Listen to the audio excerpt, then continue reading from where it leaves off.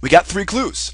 And those 3 clues were relatively simple, and we used these 3 clues to put together a plan of attack.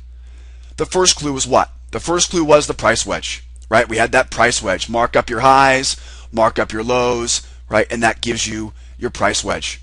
Price wedge tells me buy the lows, sell the highs.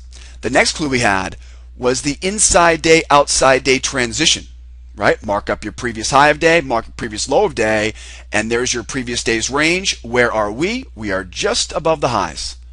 And the third clue took us all week.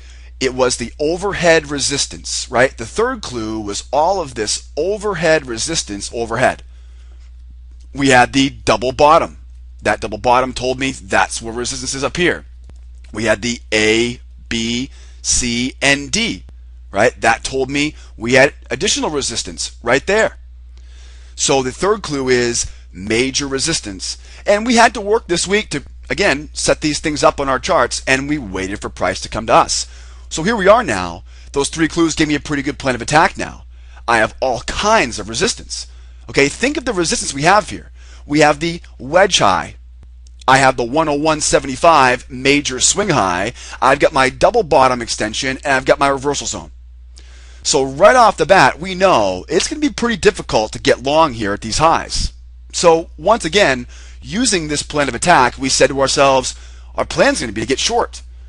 And ultimately, if price kept rising, we were planning on having to sit on hands and then wait to find a failure.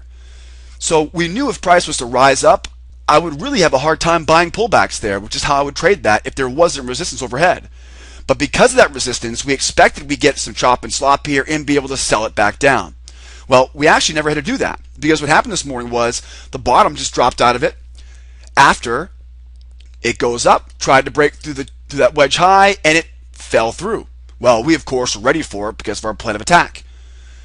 We had a 100 level right down in the middle here. And that 100, that big round number, 100, right? 100, big round number. That was the magnet.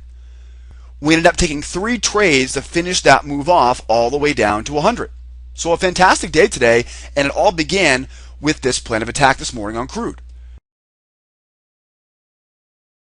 Very simple strategy, very easy trade. The difficult part was not getting wrapped up before 835, 840, right? So what happened? Up at the highs. Swing low 1, I have to skip it on that 830 news. I have a swing low right here. Again, this is my 34 range chart, so this was plenty of time to get into this thing. And when it dropped, we took the first trade at 840. Again, trying not to jump in too quickly after 830 news, and we make 24 ticks. Now, we knew we had the 100 level down there. We knew we had that magnet in that trigger zone. So now when price keeps falling, I'm going to wait to sell a retracement. So it's a 2 steps short into a wave short. And I ended up taking 2 swings at it, 13 ticks the first one at 905, waited through 930. It actually slopped around here for a while before it tanked and finished off another ABCD pattern for 39 ticks more. So 24, 13, 39, a great day so far. All right, guys, we're halfway through to our goal, and we're moving over to the Russell now. Price wedge, sell those highs. We saw we had the magnet below us. And then as you can see here, hidden right in here, do you see that? There's an A to B and a C to D pattern right there, and it literally went right to the tick. So we knew we had the 100 level, the trigger zone, and the ABCD. And of course, we used our simple trading strategy this morning. All of us trading together in the room today, making money together, and of course, had a pretty good start to our day thanks to crude. Now, it wasn't until later on in the morning the Russell got involved. It wasn't until after 9:30 we grabbed the Russell.